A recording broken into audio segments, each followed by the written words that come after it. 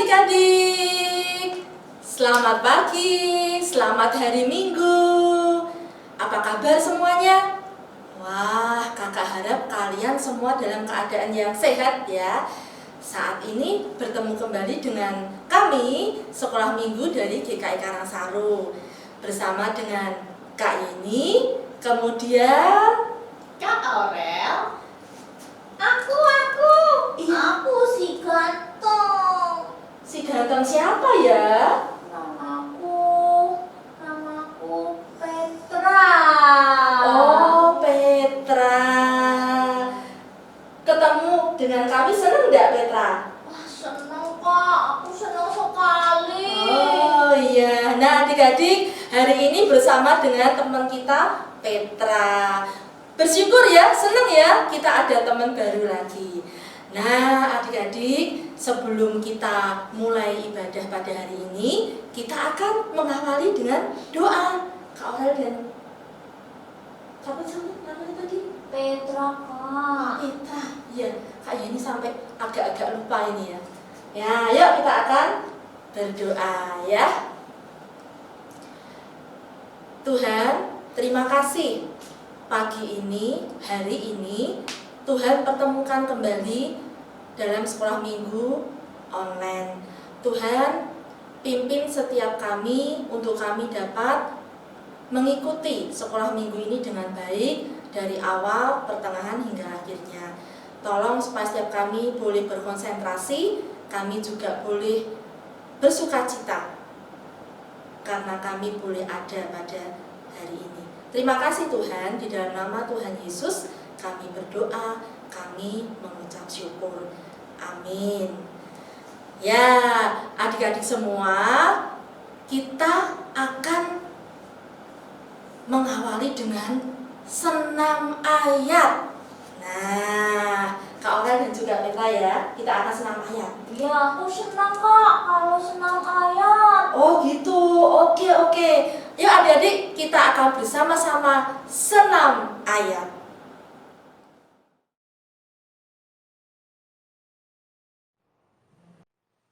Shalom adik-adik semuanya, salam jumpa dengan Kak Betty di dalam Senam Ayat Februari 2021.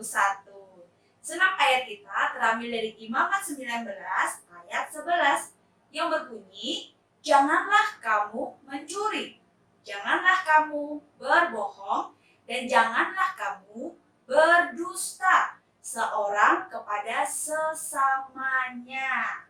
Apa artinya? Ayat ini mengingatkan kita sebagai anak-anak Tuhan, kita harus hidup dengan baik dan benar di hadapan Tuhan. Tidak mengambil milik orang lain dan berkata dengan benar. Nah, itu maknanya. Sekarang kita coba gerakannya ya. Imamat 19 ayat 11. Janganlah kamu mencuri. Janganlah kamu berbohong. Dan janganlah kamu berdusta seorang kepada sesamanya. Sekali lagi ya. Imamat 19 ayat 11. Janganlah kamu mencuri. Janganlah kamu berbohong. Dan janganlah kamu berdusta seorang kepada sesamanya. Tuhan Yesus memberkati. Ya adik-adik, kita sudah senam ayat dan saatnya kita akan memuji nama Tuhan ya Kak Aurel dan Petra ya. Kita akan puji Tuhan, kita sungguh bersyukur karena Allah kita Allah yang mengasihi. Matahari bersinar terang. Kita akan pujikan lagu itu dengan sukacita. Ayo Kak Aurel, Petra.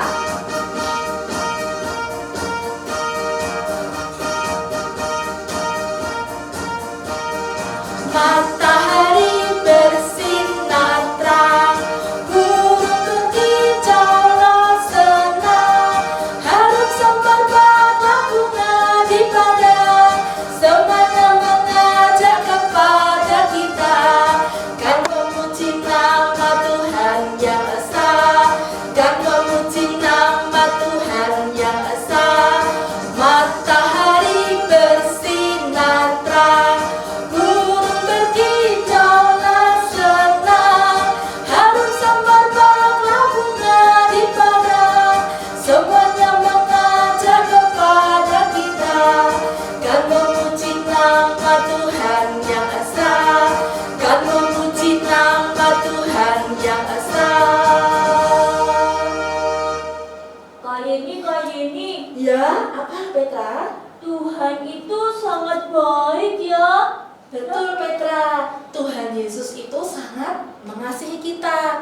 Oleh sebab itu, kita semua harus selalu mengasihi Tuhan kita juga. Harus selalu memuji Tuhan, memuliakan nama Tuhan. Ayo adik-adik, kita akan lanjutkan pujian kita. Kita pujikan haleluya, haleluya, puji Tuhan. Kita pujikan ya, Petra dan Kak Aurel. Ayo.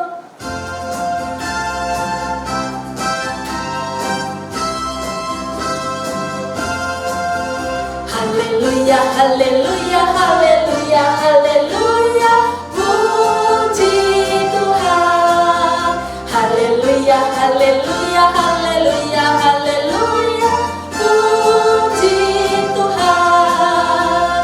Puji Tuhan, haleluya, puji Tuhan, haleluya, puji Tuhan, haleluya, puji Tuhan.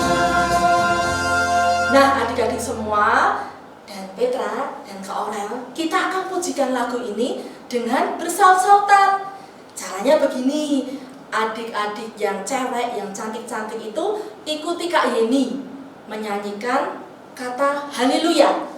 Kemudian adik-adik yang cowok yang ganteng-ganteng ikuti Petra dan Kak Aurel menyanyikan kata puji Tuhan. Bisa? Yang cewek ikuti Kak Yeni, yang cowok ikuti Kak Aurel dan Petra. Bisa Petra? Bisa kok. Sip, Kak Aurel juga siap ya? Oke, yuk kita pujikan bersama-sama.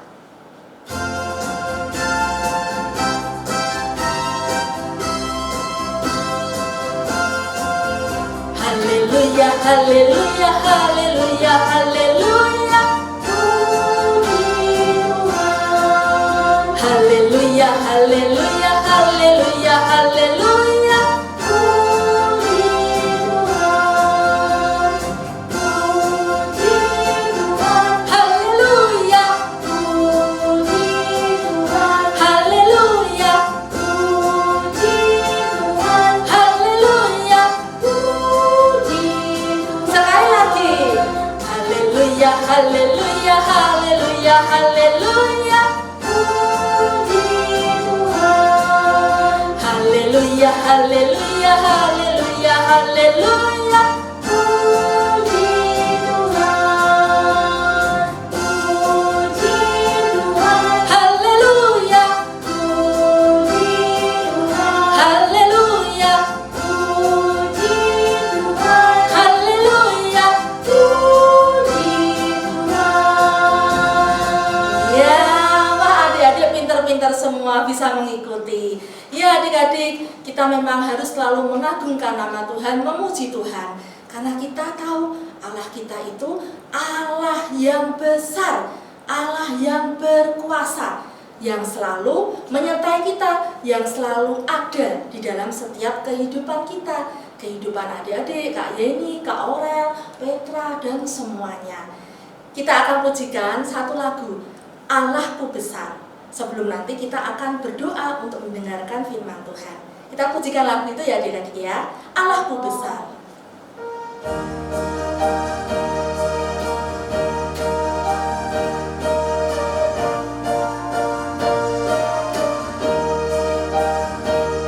Allahku besar, kuat dan perkasa, tiada yang mustahil baginya. Oh, oh, Allahku besar, kuat dan perkasa, tiada yang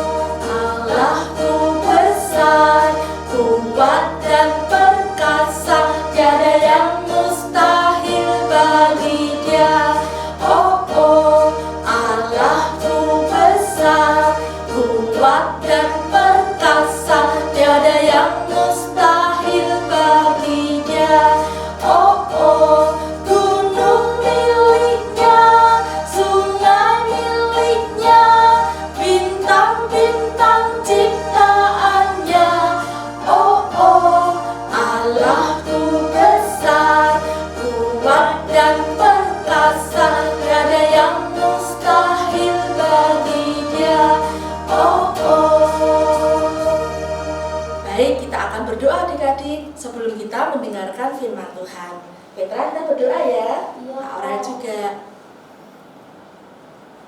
Tuhan, sebentar lagi kami akan mendengarkan firman Tuhan. Mohon pimpinan Tuhan supaya kami boleh mengerti akan firman Tuhan dan kami melakukan firman Tuhan itu dalam kehidupan kami. Pimpin kami ya Tuhan. Di dalam nama Tuhan Yesus kami berdoa. Amin. Nah, adik-adik, Petra dan Kak Aurel juga, Allah kita Allah yang berkuasa. Nah, hari ini kita juga akan mendengarkan firman Tuhan, mendengarkan cerita dari seorang ibu yang pada waktu itu mengikuti Tuhan Yesus ketika Tuhan Yesus itu menyampaikan firman Tuhan. Gimana Petra?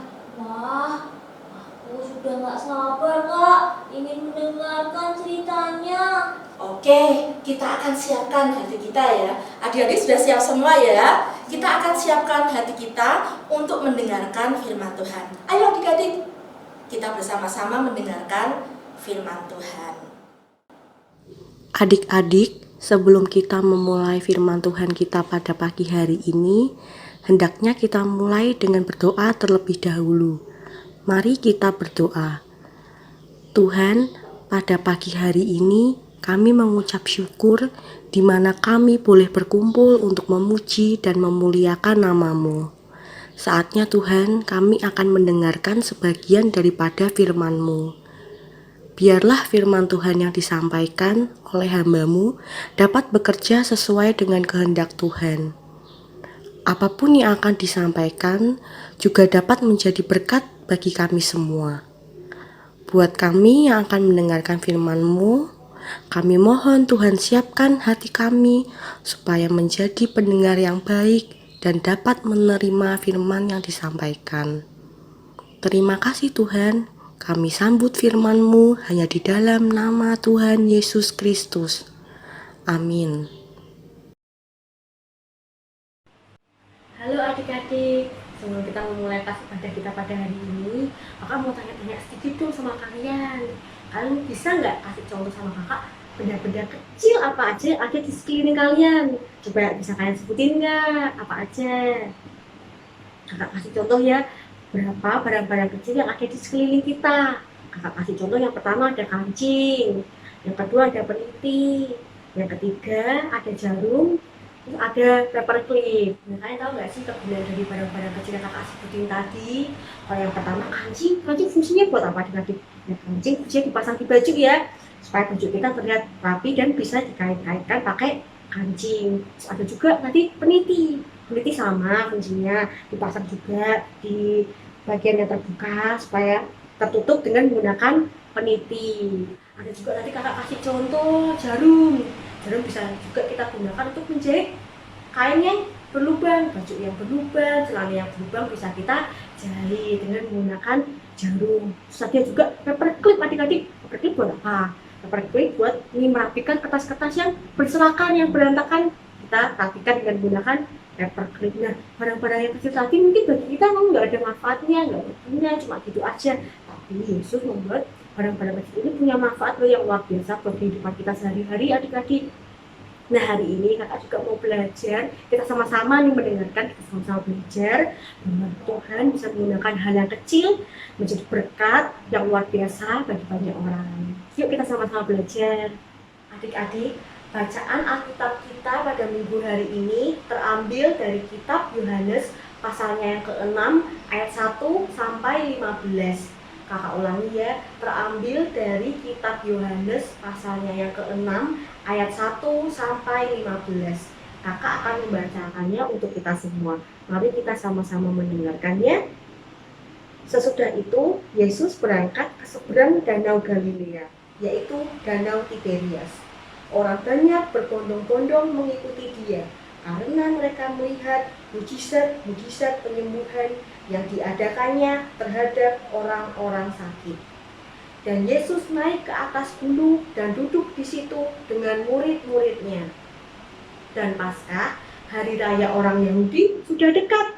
Ketika Yesus memandang sekelilingnya dan melihat bahwa orang banyak berbondong-bondong datang kepadanya.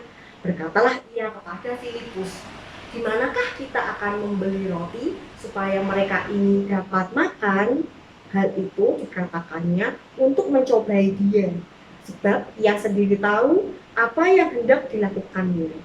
Jawab Filipus kepadanya, "Roti seharga 200 dinar tidak akan cukup untuk mereka ini, sekalipun masing-masing mendapat sepotong kecil saja."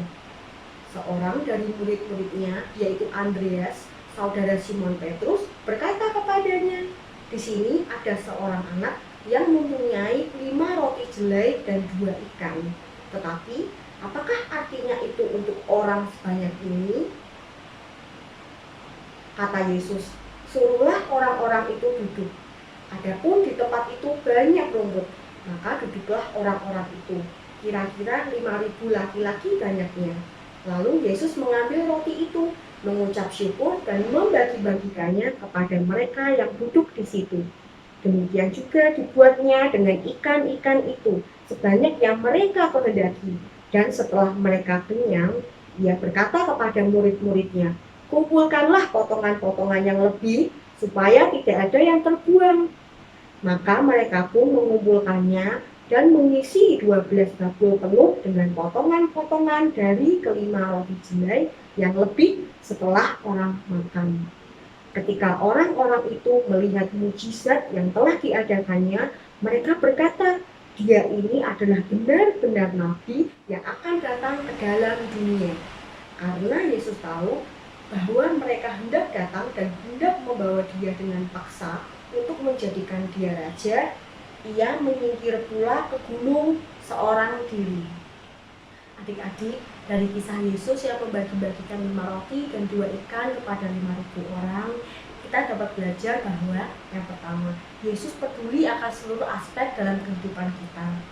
Orang-orang yang datang kepada Yesus memiliki kebutuhan-kebutuhan yang besar untuk mendapatkan pengajaran yang berwibawa serta kesembuhan, baik itu untuk sakit penyakit maupun untuk ikatan kuasa-kuasa jahat. Dan Yesus pun mampu untuk memenuhi kebutuhan orang banyak itu. Namun di sisi lain, Yesus juga tahu kebutuhan akan orang banyak itu, yaitu kebutuhan fisik melalui makanan. Dan Yesus pun akan memenuhi kebutuhan orang banyak itu. Kakak percaya, jika kakak tanya apa kebutuhan adik-adik saat ini, pasti adik-adik dengan cepat akan memberikan daftarnya dan menyebutkannya kepada kakak. Contohnya, makanan, minuman, mainan, gadget, dan sebagainya. Tapi lebih dari itu, Yesus tahu akan kebutuhan kita yang tidak kita sadari sedikit pun, dan ia akan memenuhi kebutuhan tersebut. Yang kedua, Yesus memenuhi kebutuhan kita dengan cara dan waktunya. Yesus pasti adik-adik memenuhi kebutuhan kita semua. Namun bagaimana cara dia melakukannya kadang di luar kendali dan pikiran kita. Contohnya ketika pada waktu itu, ketika Yesus bertanya kepada murid-muridnya, bagaimana cara memberi makan orang sebanyak itu? Tampak wajah para murid saling berpandangan dengan mimik muka tidak percaya. Apalagi ketika Yesus menyuruh ribuan orang itu untuk duduk di rumput secara berkelompok. Para murid-murid semakin bingung dan bertanya-tanya di dalam hati, apa yang akan Yesus lakukan? Tetapi Yesus tahu ia telah memiliki rencana dan ia tahu persis apa yang akan dilakukan olehnya. Yang ketiga, adik-adik, Yesus bisa memakai apapun yang kita rela berikan untuknya. Seberapapun atau apapun yang kita miliki bisa loh dipakai oleh Yesus dan bisa menjadi hal yang luar biasa. Seringkali kita merasa ya adik-adik apa yang kita miliki itu tidak berarti. Tapi jika Yesus menggunakan hal yang tidak berarti itu bisa menjadi hal yang besar dan luar biasa. Contohnya ya 5 roti dan 2 ikan tadi ya adik-adik. 5 roti dan 2 ikan normalnya mana mungkin bisa memberi makan hingga 5.000 orang. Tapi jika Yesus sudah berkehendak dan Yesus membuktikan bahwa 5 roti dan 2 ikan bisa loh ternyata memberi makan banyak orang bahkan berlebih. Intinya adik-adik, jika Yesus sudah berkehendak, sesuatu yang tidak berarti bisa menjadi berarti dan luar biasa hasilnya. Adik-adik, mari kita sama-sama pujikan lagu 5 roti dan 2 ikan.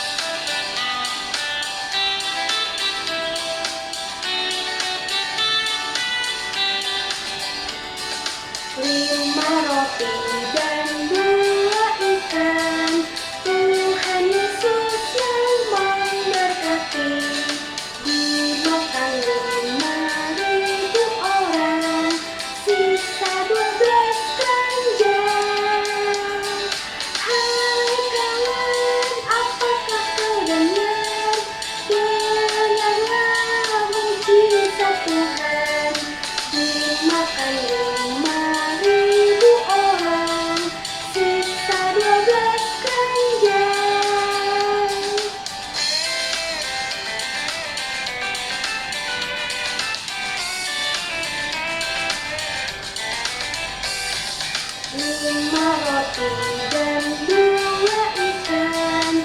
Tuhan Yesus yang memberkati. Dimakan 5.000 orang, sisa 12 keranjang. Hai hewan, apakah kau dengar? Dengarlah mujizat Tuhan. Dimakan 5.000 orang, sisa 12 keranjang.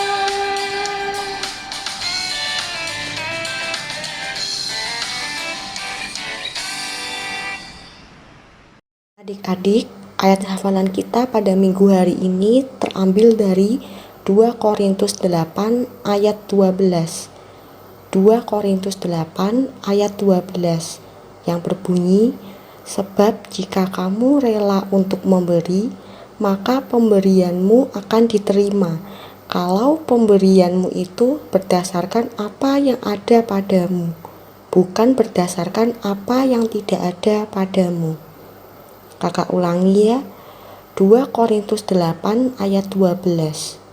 2 Korintus 8 ayat 12 yang berbunyi, sebab jika kamu rela untuk memberi, maka pemberianmu akan diterima. Kalau pemberianmu itu berdasarkan apa yang ada padamu, bukan berdasarkan apa yang tidak ada padamu. Adik-adik, sebelum kita mengakhiri ibadah online kita pada pagi hari ini, marilah kita menutupnya dengan berdoa. Mari kita berdoa. Bapa kami yang ada di surga, pada pagi hari ini kami telah mendengarkan sebagian daripada firman-Mu. Biarlah firman ini dapat tertanam di dalam hati setiap kami, dan firman ini dapat menjadi pertolongan dalam kami menjalankan kehidupan kami. Berkati terus kami Tuhan, supaya kami tetap selalu rindu untuk mendengarkan firman-Mu. Terima kasih Tuhan untuk firman-Mu hari ini. Di dalam nama Tuhan Yesus kami sudah berdoa dan mengucap syukur. Bapa kami yang ada di surga, dikuduskanlah nama-Mu, datanglah kerajaan-Mu, jadilah kehendak-Mu di bumi seperti di surga. Berilah kami pada hari ini makanan kami yang secukupnya, dan ampunilah kami akan kesalahan kami, seperti kami juga mengampuni orang yang bersalah kepada kami. Dan janganlah membawa kami ke dalam pencobaan, tetapi lepaskanlah kami daripada yang jahat, karena Engkaulah yang mempunyai kerajaan dan kuasa dan kemuliaan sampai selama-lamanya. Amin.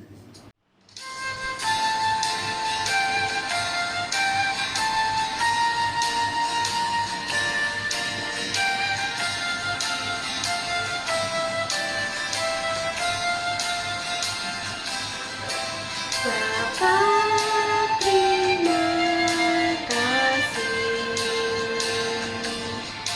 Bapa, terima kasih. Bapa di dalam surga, ku berterima kasih.